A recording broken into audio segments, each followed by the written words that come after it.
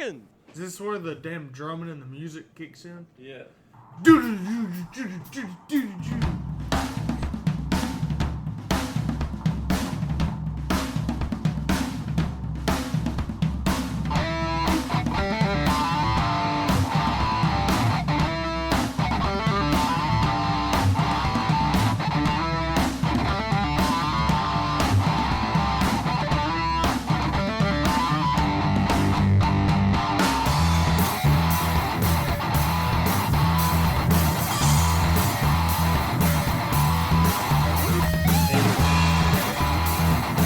What's going on, everybody? Welcome to another episode of On the Pipe Podcast. I'm your host, as always, Tyler Shepardson. Sorry. I didn't mean to do it. This guy isn't. I didn't mean to do it, man. Trying to get something to Snapchat.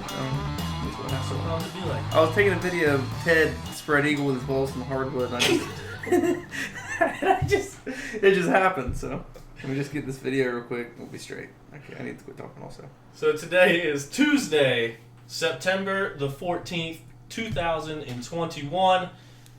As you have already heard, we got some guests joining us for today's show. We are in Josh Toth's kitchen right now, and we will be talking to him momentarily. And we are also with Big Rig Craig Oberholzer, the new KTM semi-driver. So we're going to get into that here in just a second. I want to say thank you, everyone, for joining us for today's episode. This past weekend, we went back to the racetrack. GNCC racing is back. First race back from summer break. It was the Mountaineer up in Beckley, West Virginia at the Bechtel. I think that's how you say it. Bechtel Summit Reserve. Yes. Big old Boy Scout camp up there. 10,000 acres to race on. And we raced the same track for the third year in a row. But a lot of fun. I raced it the first year. One of my favorite tracks, and then kind of just hung out and watched everything this past weekend and snapped some photos and just really just enjoyed being back at the races again. It was my first race back in a while. Had a lot of people reach out about last week's show. I'm not going to go too in-depth about that right now, but everyone that reached out, it means the world. It was really cool to see everyone reach out and just all sorts of stories, all sorts of people just saying it was good. It was just good to be back at the races, good to be back doing the podcast, and it was really awesome to see the support. And a lot of the messages that I got and a lot of the feedback I got are definitely going to be at the forefront of my mind those weeks that I debate on whether or not to do the podcast or not. Because it's pretty crazy to me how far this thing has reached and how many people it has reached. So, yeah. Glad to be back and glad to be doing this awesome show with Josh Toth tonight, Craig Oberholzer tonight. We'll get straight into the racing real quick. Starting off the morning, it was the WXC girls going out there. That championship is coming down to the wire between a pair of Yamaha riders, Rachel Archer and Becca Sheets. Becca came into the weekend leading the points race, but Rachel Archer took the win by more than 5 minutes. In a 2-hour race, she won by more than 5 minutes this past Sunday morning over Becca Sheets, who was in second place. That's going to give Rachel Archer the points lead going into the final 3 rounds of the season. So that championship is far from over. I'm pretty sure Becca has still won more races this year to date, but Rachel has been up front the whole time as well. So that battle is going to come right down to the wire, especially when you factor in those 4 drops that the girls have. So things are really tight in that WXC class. And then Mackenzie Tricker gets her way back onto the podium with a 3rd place finish. She also got the whole shot in the morning, if I'm not mistaken, but good to see her back up on the box on her KTM. And then going to the afternoon race, our top amateur, Dakota DeVore, takes his first top amateur of the year.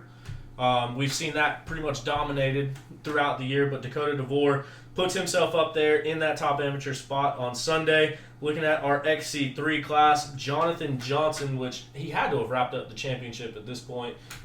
He's won damn near every race. I think he might have not won one, but he won again this past weekend.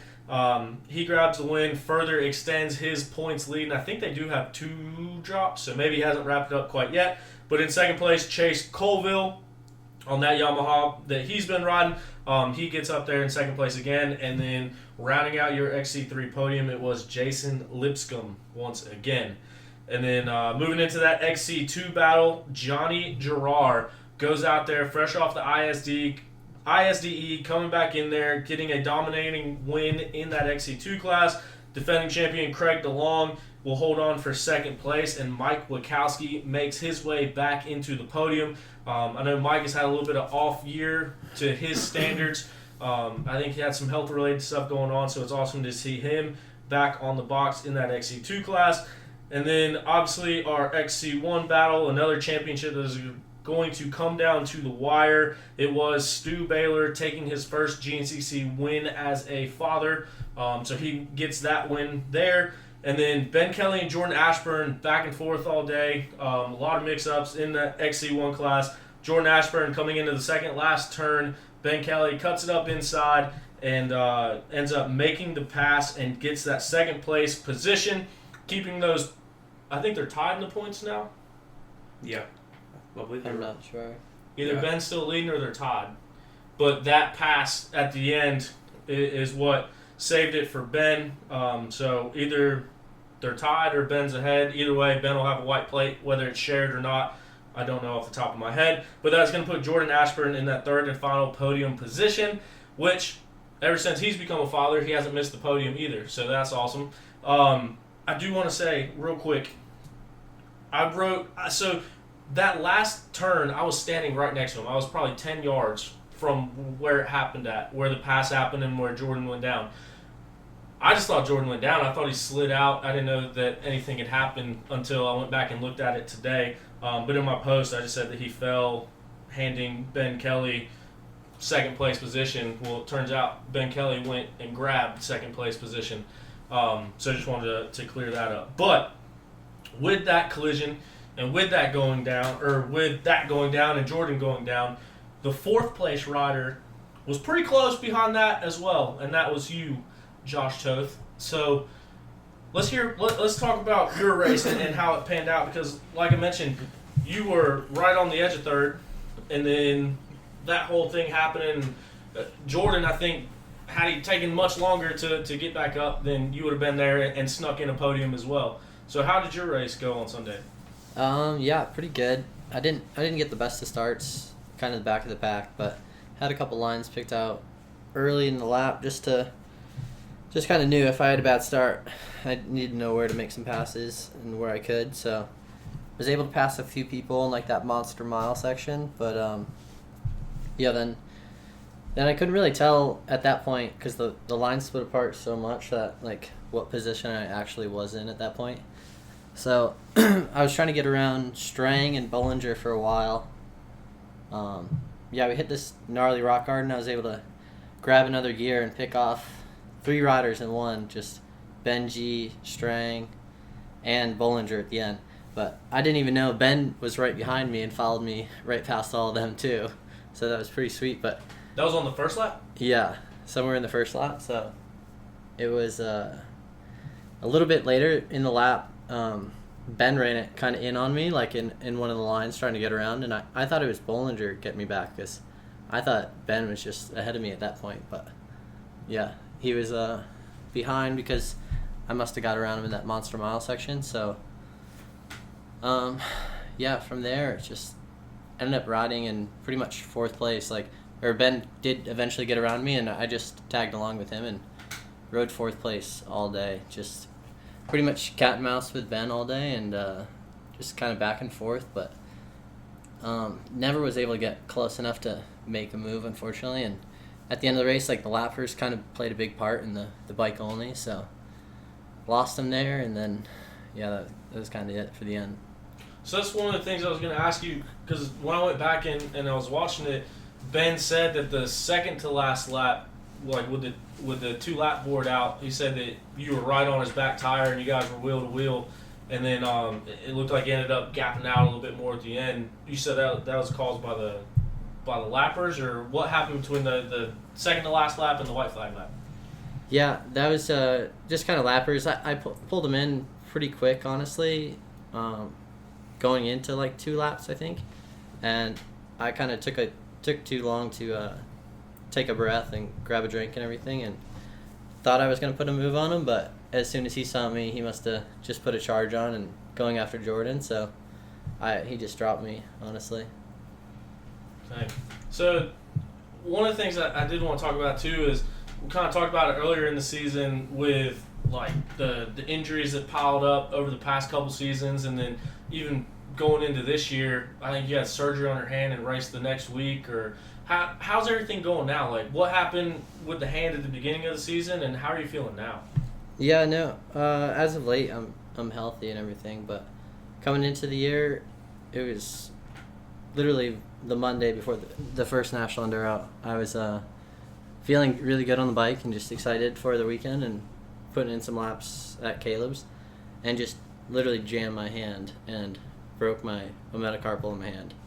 And I fell over, and I was just hopped back on the bike because we were doing a moto, and just tried to pull in the clutch, and I felt some clicking in my hand. I was like, damn, something's not right, So took off from there, and then started riding back, and I was like, I think I just broke my hand. I was like, I couldn't believe it because I didn't hit anything, just jammed my hand. So at that point, I called our Dr. Tanner in South Carolina. Usually takes care of me and Stu and a lot of the guys now. So see what he could do, but he couldn't do surgery until Thursday. So that really left me no time to do anything for the weekend. So I was thinking about the year before, I missed round one because of a broken leg.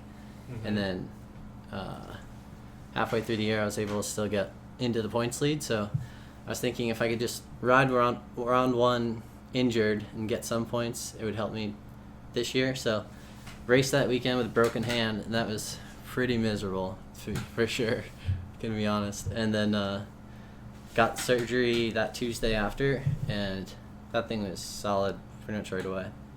So broken on Monday, race on Sunday, surgery on Tuesday. Yeah. And then race that weekend or the next weekend? I think that next weekend was... I think I had one weekend off, fortunately, yeah. Why'd you take so much time off, man? That was the schedule. That's what they give me. So then now everything's healed up, everything's good, feeling good.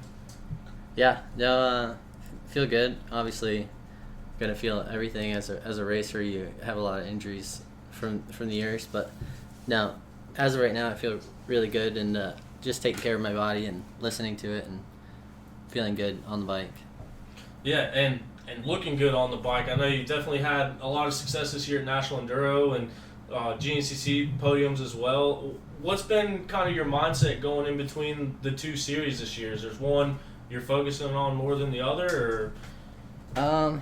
No, I mean, unfortunately, coming into the beginning of the year, kind of hurt my chances at the championships and stuff. But I mean, I never lost hope. But then after a few bad results and stuff, so I'm just taking it race by race and doing the best I can each round.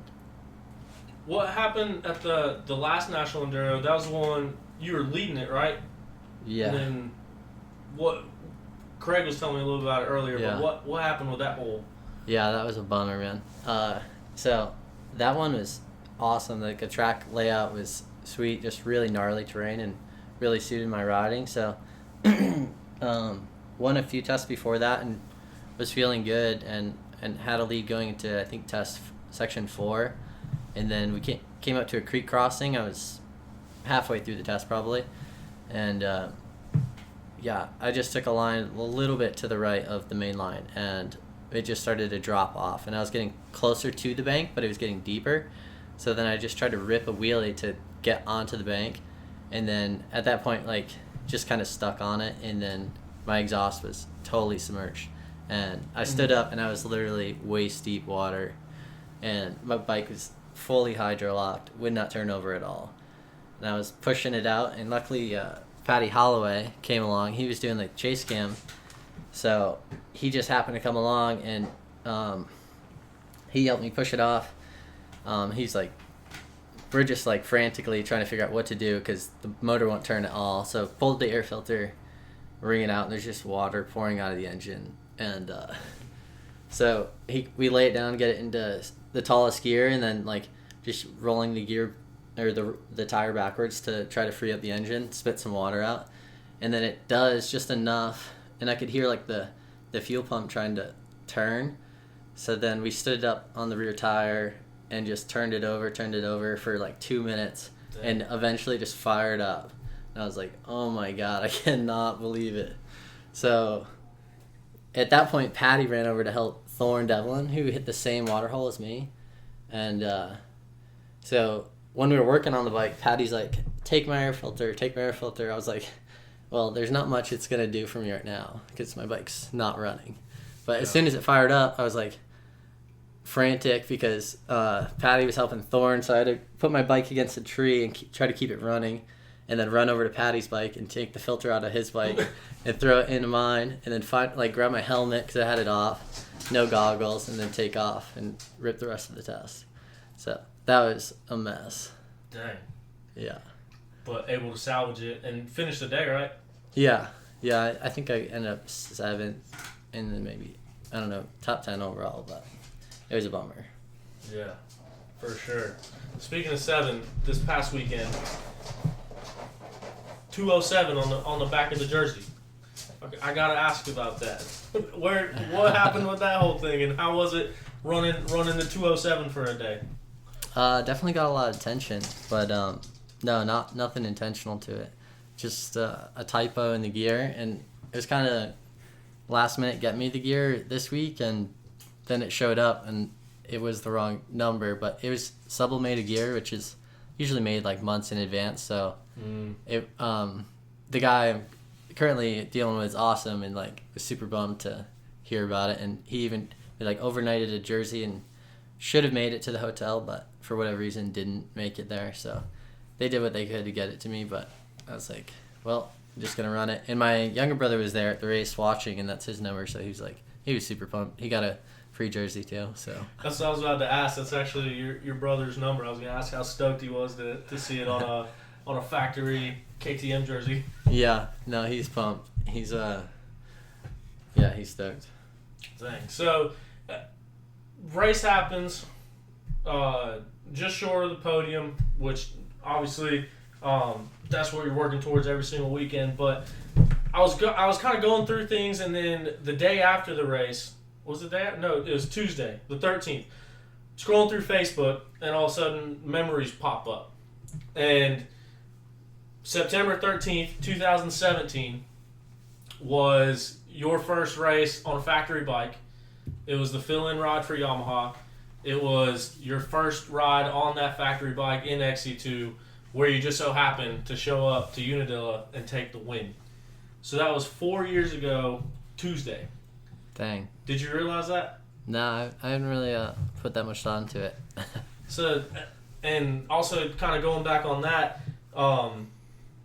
you and I, and then Devin Byram, who started the show with me, and then Ben Kelly, we all sat down and did a podcast in 2018. So it was the year after all that happened, and when you guys were both dominating XC2, you got your XC2 title, and then Ben followed after that. But what all has transpired? Like, think about that day at Unadilla 4 years ago.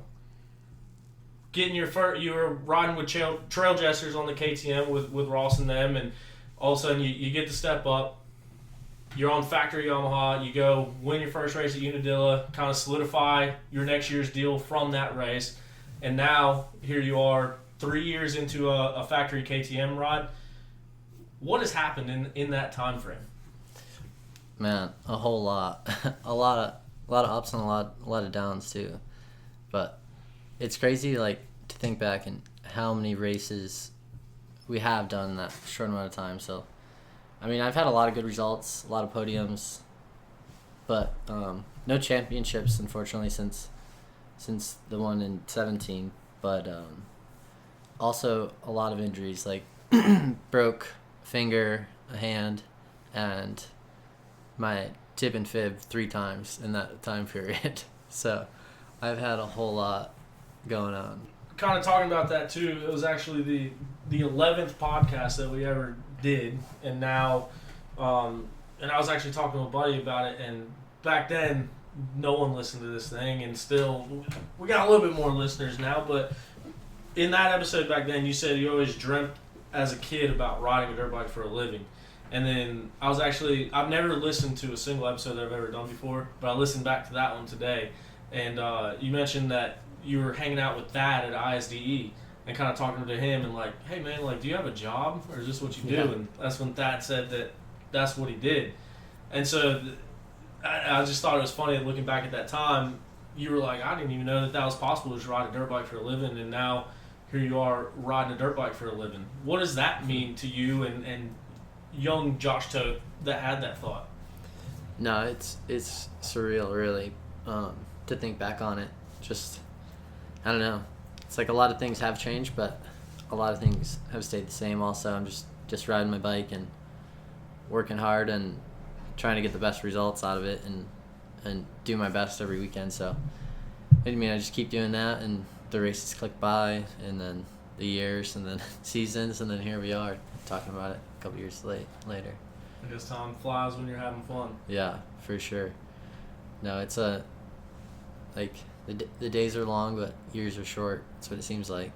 So, I mean, it seems like the seasons can be drag on so long sometimes, but then you look back on it and it's just like, where did they go?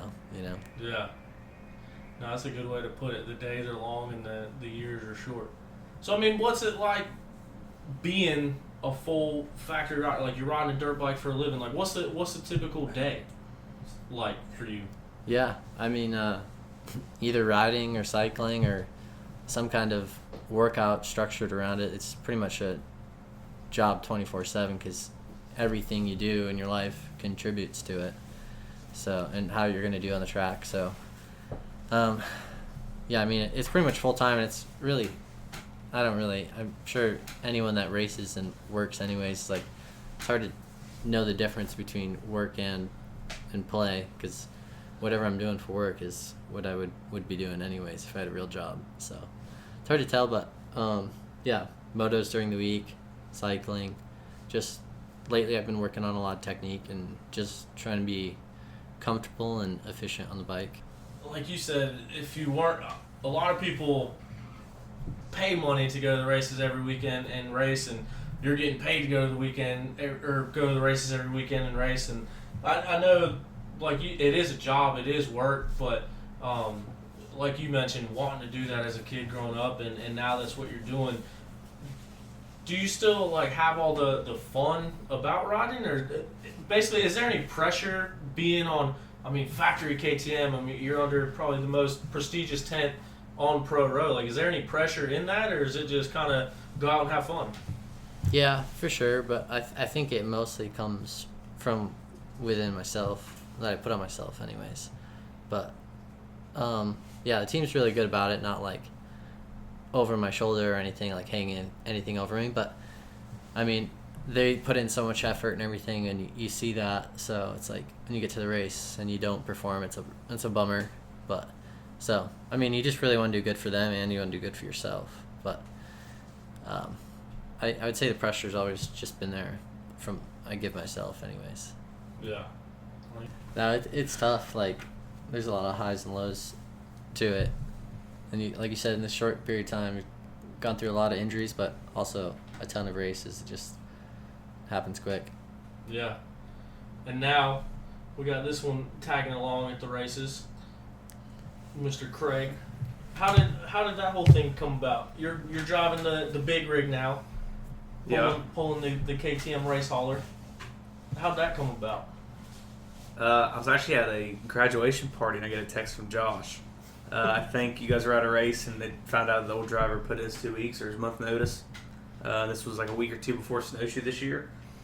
And I kind of knew that, you know, I was just jumping up to A class. I knew that I was never going to make a living at it, never have put in the work to do anything like that, but I wanted to be around racing, and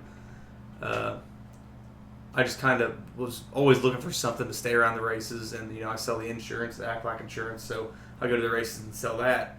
Well, this was a way for me to go there and have, you know, more just like prestigious job, I guess. You know, a real good reason to go to the races, something that's, you know, getting paid to be there, be under the tent, and see a little bit of racing. And I guess me, whenever I was 10 years old, jumping up and down pumped. Like that's your dream. If you can't race, it'd be cool just to work with the races. Mm-hmm. And so Auntie, I guess, was asking around if anybody knew anybody with a CDL that could drive a semi, and Josh stuck his neck out for some reason, and here we are. So I ended up getting the interview at Snowshoe, and Auntie liked me enough to give me a try, and I went to TKO actually at the beginning of August, and this past weekend at the Summit was the first GNCC. So first real big race, I guess, out. But it was cool at the first, like TKO. Like I'd never met any guys from overseas that raced. Like you watch like Manny and his dad like race when I was younger, like Graham Jarvis and Billy Bolt. Like you see them on social media, but it's overseas. Like it's just like Crowley or someone like Jeffrey Hurlings. Never met him. Never thought I'd ever meet him. And the first thing that happened when I see Manny, he walked up and he shook my hand. He goes, "Oh, hey buddy, how you doing?" Like nicest guy in the world. Billy Bolt did the same thing. I guess. I think he's saying the U.S. riders are rude. Yeah, they're kind of dickheads. All of them. Ever seen one of them? Pretty much, yeah. None of them are cool. Especially the Australians, they suck. I never thought of the Australians as the U.S. riders, but... Well, thank you for that. String's gonna get on me now. He's already giving me shit for being under a KTM tent. All kinds of shit. What's the world coming to? I don't know, man. I don't know why they gotta treat me like this. So, what do you guys get to hang out on the race weekends? Like, what do you do race day? Race day. So I guess back up. My day starts. My week starts Wednesday when I pull into the race, and just get the truck clean, set up, and that usually takes a day or two. But Sunday, like wake up, make sure everything's ready, and I just keep the semi going, make sure everything's clean, and basically just make it presentable. So as far as what I do, like during the race, like I helped Josh and Ben both pit, and just trying to. Let me think. I don't have a whole lot of experience because all the mechanics actually were at, because that place is so spread out, all the mechanics that should have been in the woods were at the truck all day. So I guess the next race, like Burrow, John Penton, whatever we go to, I'll be there by myself most of the time. So if they call and say, hey, Josh broke a shifter or Ben ripped the brake pedal off, I got to have that ready so when they come back for put pit. that evil on him, Ricky Bobby? I don't know why you did. That's right. Well, don't hit a tree. I don't know what to tell you. It's your fault. I hope I don't need you. I hope you don't either. Because I haven't had a whole lot of pressure on me yet, and I don't want it. It'll be fun. But yeah, I'm definitely busy. Like, I didn't think I'd be this busy, and everyone kept telling me about how it was, not necessarily stressful, but I'd be on my feet all day, and I thought, no, it wouldn't be that bad. Well, I lied. It was more work than what I thought it was, but I still enjoyed doing it so far. So it's pretty cool. Well, as the local Ohio legend and Transplant. a John Penton ambassador for that piece of property that you love so much, I love it. have you put in a thought about what it's going to feel like driving the damn factory KTM rig into that race specifically? Well, first I heard that it really sucks to pull into. Like, it's really bad to pull into, which is cool with me. I don't care. Like, I'm definitely, I kind of like the challenge, actually. Like, all the drivers are telling me about how shitty it is to pull in, and that's cool with me. But as far as not racing the John Penton, I am very not happy. Because if it's a mudder, I'm going to be real mad. Because I've been waiting for a John Penton mudder since, I guess, 2018 was the last mudder I rode there. Loved it. Everyone else kept crying and getting mad about it because their bikes were getting hot. But, that's the dirt I grew up in. So it's just like me going to Connecticut with Josh and trying to ride with him. I hate rocks. And they love it. And my friends from down here, when we go up there, they hate it. Like Trevor Barrett went up to a local right beside, it was like in Logan, right beside John Penton.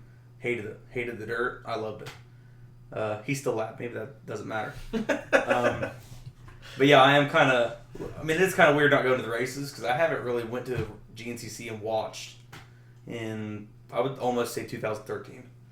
I think I went to Still Creek once. I didn't have a bike for like a 2-month period. I didn't get to race Still Creek one time, but I definitely have some FOMO. I had FOMO this weekend, even though I don't like racing at that place. But I don't get to watch a whole lot of racing either. So I guess it's not like I'm gonna be sitting there watching racing all day and I'll be like pissed off, mad. But definitely got FOMO for the weekend. Jump in's my favorite, so It's gonna be even worse up there. Yeah, I'll be pissed. But that's the thing. After work, I can go run around with my friends. Like I got a bunch of local buddies there. I had a bunch of local buddies at Beckley, so everyone else leaves, and mechanics and riders are chilling out for the day. I can get on an e-bike or whatever and go see my friends. So it does. I get to do a socialize too, especially if I stay in the semi, which is probably what I'll end up doing. But I do like being at the races regardless of what I'm doing, so I can't complain too much. Just a little bit different right now, just the adjustment period. So you still get to sneak away to like the concerts and the fun stuff going on? Do you have an after hours limit? I think as far as beers... What, do you stay in the rig? Well, I stay in the semi part, yeah, and then there's like a shower in the rig and stuff. Are you the only one staying in that part? Yeah, I mean, unless anyone's trying to slide in with me, whatever. I mean, depends what she looks like, but yeah. He's overcompensating with the big rig. Yeah, I mean, that's what it's for, isn't it? Pull him in. I don't have some 40s on it, but I got 22 5s. So then you got... free reigns. Did you go to the concert this past weekend? Oh, yeah. Yeah, I was there. I didn't know a single song. I was kind of salty about it. You'd leave your team gear at the rig for that? Or? I had a hat on, actually, because I had some bedhead for sure. I walked out of the shower, put a hat on, and bounced. Had my DK Motorsports merch on, and I was hiding my beers in my pockets and stuff. Because apparently they weren't allowed to have it. Said no alcohol. And so we just snuck them down in there and hung out. It was cool. Yeah, that's just a suggestion, not a rule. That's what I was kind of thinking. That's actually what Josh's dad told me. So if it's anyone's fault, it's his. They're all suggestions. So we're going to the Penton next. Craig's one of your favorite tracks. It is my least favorite place that I've ever been to and ever raced a dirt bike at. Cool. Yeah, exactly my point. John hates it. Do you have a least favorite track or a favorite track? No, not so much. I don't think so. But I mean, Penton, depending on the conditions, can be awesome or terrible.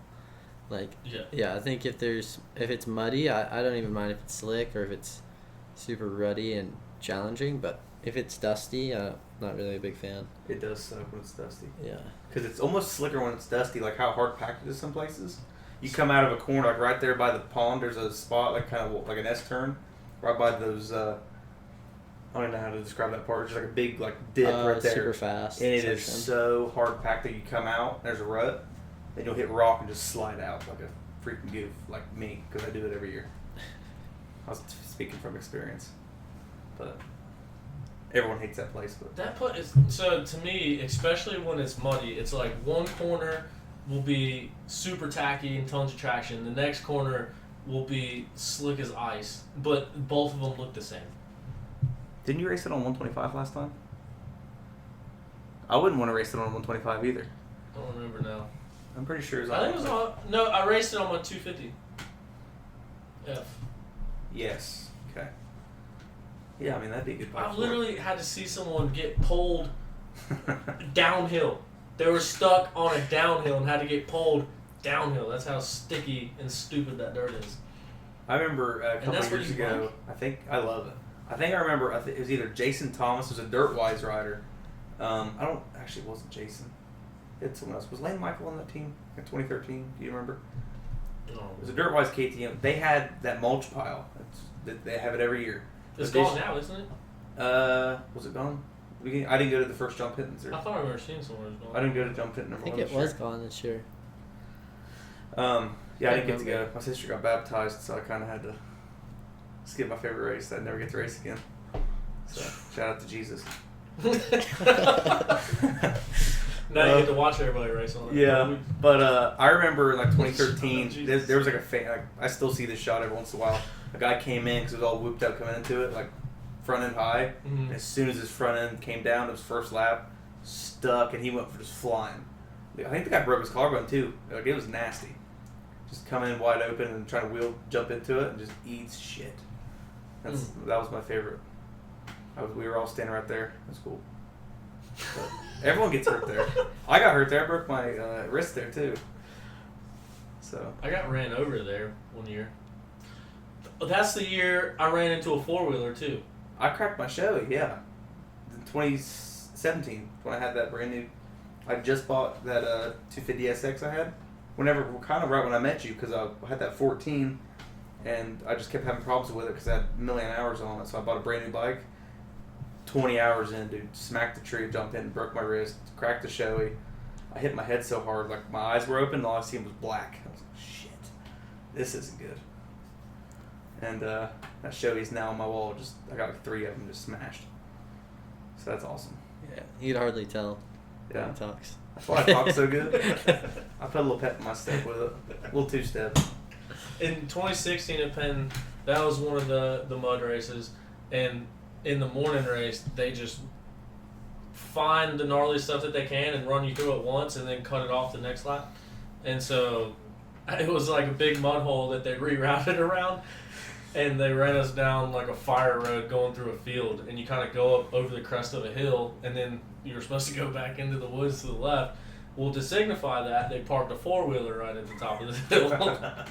But it was like over the crest of the hill, so I went. You have a flying video down. of that too, don't you? Yeah, I have a GoPro of it. But yeah, I was on my 450 and came up over the hill, and then it's like a fire road, so I'm like getting after it, come up over the hill and see a 4-wheeler, hit that thing almost full speed, break 3 ribs, and then Chad will fall it, hit me when I was on the ground. Or a guy stopped, he hit that guy hit me. Nothing good happened. I think it was that same race I got hurt in the beginning, right behind like the start is now. Mm-hmm. There was like a pretty easy hill, but I don't know who crashed on top of it. But there was 50 riders stuck, and there was a ditch right before it. When we got close to it, me and a buddy of mine were riding together all day. There was like, I swear, 50 or 60 guys just sitting there with their bikes off, taking their helmets off. So we said, hey, everybody, come this way. We were trying to reroute the whole thing, and I took up to a worse place. Everyone got stuck there too. Like, it was just like a normal ditch. And I said, hey, there's a spot you can go around. Like, we can go right on the side of the actual track, because we were there for like 10 minutes. Mm-hmm. And I ended up getting more people stuck going the wrong way. So, Way to go, Craig. yeah. I got out, though, so it was okay, but they didn't. It was mangled. I've never ridden anywhere else that has dirt like that place. And I guess I just suck in it, and that's why I hate it. Yeah, I've actually never had luck there. I just like it. Just 'cause I ride good for 3 or 4 laps. Like, I remember 2015, I snapped a chain. 2016, I don't even know what happened. 2017, broke my wrist. 2018, I was leading Open B. It was the first time I was ever going to win GNCC. It was last lap. Was that 19 or 18? Nah, that was 18, 19. I had that Cowie. Mm. So in 18, that's when I had that Husky 350. That's when you broke my knee braces. Yes, that is the day I broke your. Sorry about that. Anyway, yeah, I was leading and I was getting lapped because I got the 2-lap card, and then Stu was leading, and I got the 2-lap card and I was leading, and a buddy of mine, Peyton Harden, he broke a shift or something in front of me, and he's like stuck in neutral or something crazy, and it was so 2-lap card. Stu lapped me, and there was a pro hill in the back at the 6-mile marker, and everyone was moving for him because he came through like a freaking bull. I'm sitting there bouncing off the rev limiter, and so I followed him through the crowd, and he throws a rock up. This is no shit, and it snaps my shifter at the shaft and sticks it in first gear. So from the 6-mile marker to the 12 or 13 first gear, like, and I was like, "Are you kidding?" And I ended up getting second by like 10 seconds. On what bike? That was a 350 Husky, and I was so happy. I mean, that bike was never the same. Wide open in first gear for 6 miles. Awesome. Imagine why. Yeah, I mean, nice skinny rider on it, low RPMs. It's just, I'm so easy to it, you know. Perfect maintenance. So, going back to all the different races, I mean, here we got National Enduro and their Sprint Enduro series and all the GNCC tracks. Craig, how you were kind of talking about like the rest of the world riders, they came to TKO because now that's an FIM championship, I think now. But I mean, Josh, is there any races overseas, or is there any like bucket list races? I know you've been on a few different ISDE teams. Is there a bucket list race that you have? Yeah, I mean several. I'd like to compete in the World Enduro Series someday and travel around and do those. But just because I've done ISD and I really like that format. But I mean, the only enduro experience I get now is from coming from National Enduros. I kind of do miss the doing the full gas as well, but yeah, the World Enduros would be like my dream series to race. I feel just how they lay it out, they're super technical, and in the past they were like experts and pros only, so they could set up the tests pretty extreme. So I mean those, and there's a lot of cool one-off races like beach races I'd always like to do at least one, and as well as some motocross. There's a list of motocross races I'd like to do before I hang up my boots. And now, so as a factory rider, are there like what kind of restrictions or anything you have? Like, can you go race those one-off races? Because I mean, we've seen you race hard enduros and like Tough Like Roar and like different one-off races like that. What's the limits on what you can and can't do? Yeah, I've pretty much stuck to off-road, and we kind of made a plan coming into this year of what we were going to race and make a plan with the team manager of what we want to focus on. And in the past, we've done some hard enduro, and I really do like hard enduro, and I feel like I could be pretty good at it.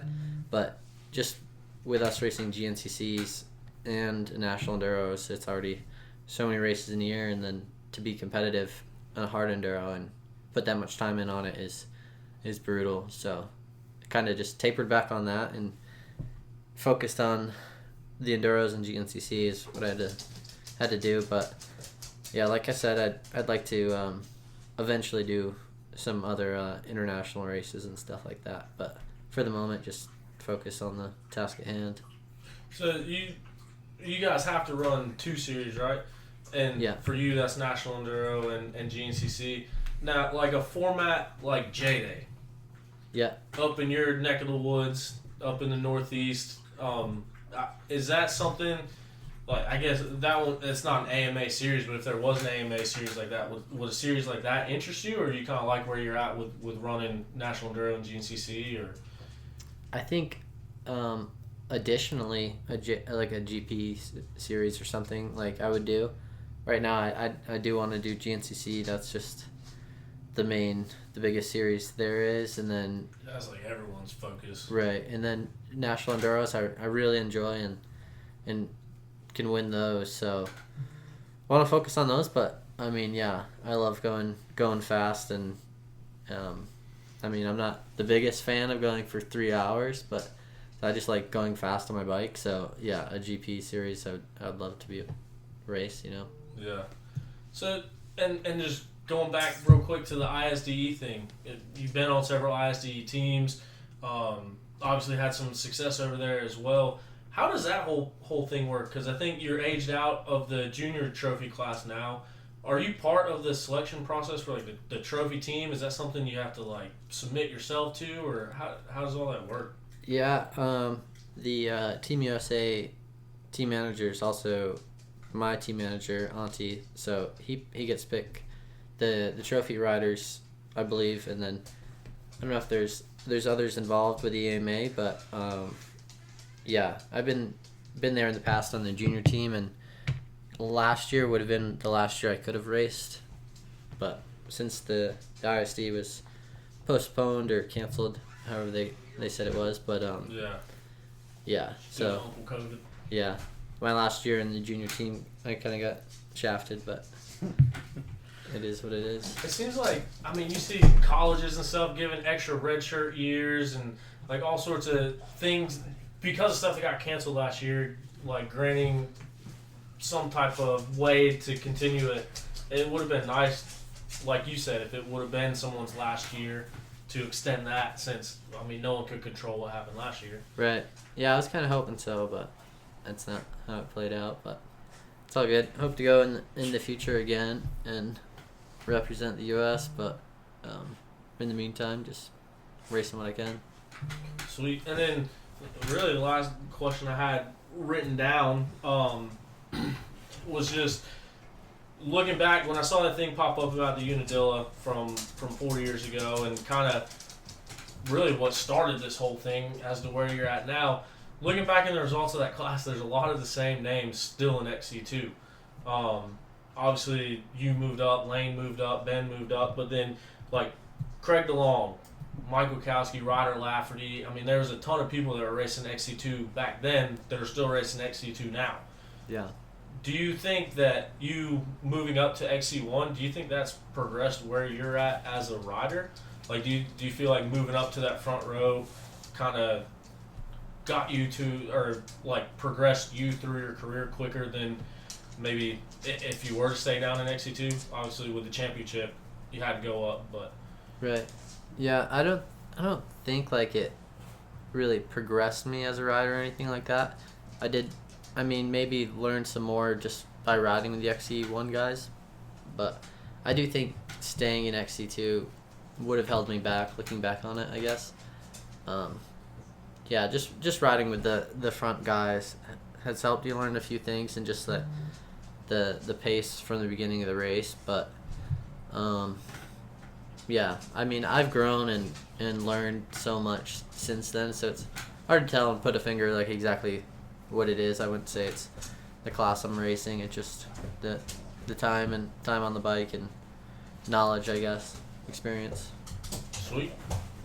Yeah, it's been really cool to watch the ride. And I mean, what goals do you have for yourself? I mean, I know that you have high expectations, and I know that you work hard, and like you said, your only pressure is the pressure you put on yourself. And you mentioned having bucket list races and things you want to do before you hang up the boots. And what are your goals moving forward from here? Yeah, I mean, ideally I can get a GNCC title or two or defend it, and I don't personally see myself racing GNCCs forever and doing that, just because I got into racing just because it was fun and the opportunity to race new places or experience new things and enjoy it. So I don't know, I think down the road I could see myself just doing more formats of racing and opening it up before I'm too old, you know. But ideally I could dream of Sipes's program, his schedule, and doing that. But I mean, that's a pipe dream, but you never know. I mean, it's not a pipe dream. He's doing it, and Yeah. So I mean, there's a lot more in racing I want to accomplish before I go off that and just have fun. But also I don't want to just race till I'm too old, I guess. But yeah, I want to have fun when I can as well. Just do cool events, and like I said, that's why I ride, and just to enjoy it and not to really rack up anything in the record book or anything like that. Just to get the experience out of it. No, that's awesome, and it's cool to see. You're one of those riders too. It's like no matter what, I feel like you're always smiling. Like it always looks like you're having a good time. Like you said, there's ups and downs, but you're one of those riders that anytime you talk to, you're always in a good mood. I mean, and I think that's awesome, because it seems like a lot of people do turn it into a job, or I don't know if it's pressure they put on themselves or just naturally grumpy or what, but I think it's cool to see you do as well as you do, and then also just the mindset that you keep and the personality that you keep. I think that stands out too. Thank you. Yeah. No, I try to keep a positive mindset, because I'm going to be doing it anyway, so might as well be enjoying it, you know. Yeah. So now you got old Craig to keep things interesting under the tent too. Yeah. Yeah, I don't think we're gonna have any issue with that. Let's hope not. Let's hope not. What's your goals for the year, Craig? You trying to cook the best meals? Keep the truck rolling. Listen, I'm just the trying best not to get reviews. anybody in this salmonella. Is that you pronounce it? I don't want anyone getting sick off anything I make. And we actually have a guy that volunteers named Bob, and he's a freaking master chef. That dude freaking slings it. And Nicest guy in the world. yeah, and he definitely is a better cook than I am, so I'm pretty glad he's there. And I hope he goes to all of them that I'm at, because I have high expectations to fulfill, I guess. Because he's making this salad that looks like it should be on the cover of a magazine, and I've never ate a salad in my freaking life. So And is out in the woods the whole 3 hours pointing us lines and Yeah, all dude, after. he's- Oh, really? He's Rip the him. man. And he has his own business. Like, he just volunteers. Like, he comes to the race just Loves to it. help. How long has he been doing that? It's 5 years. Yeah, quite a few He years. said 5 years. Like, after ISD 2015, I think it was. Yeah. No, he's awesome at the races. Heck yeah. Well, man, I really appreciate your time. Sitting and chatting with us. It was cool to catch up. And like I said, just looking back to where this whole thing has gone from podcast number 11 to where we're at now. And then even more so looking at where you've came from in that time frame too. When we were talking that day and then back to the Unadilla race. It's been cool. So really appreciate your time sitting and chatting with us, and looking forward to the rest of the season, and looking forward to seeing what else you do from here. Yeah, I appreciate it. Thanks for having me. Thanks to you too, I guess, Craig. Thanks, man. The sincerity in your voice. Give me a It's little just making me blush. clap. Appreciate everyone listening. We'll see you next week.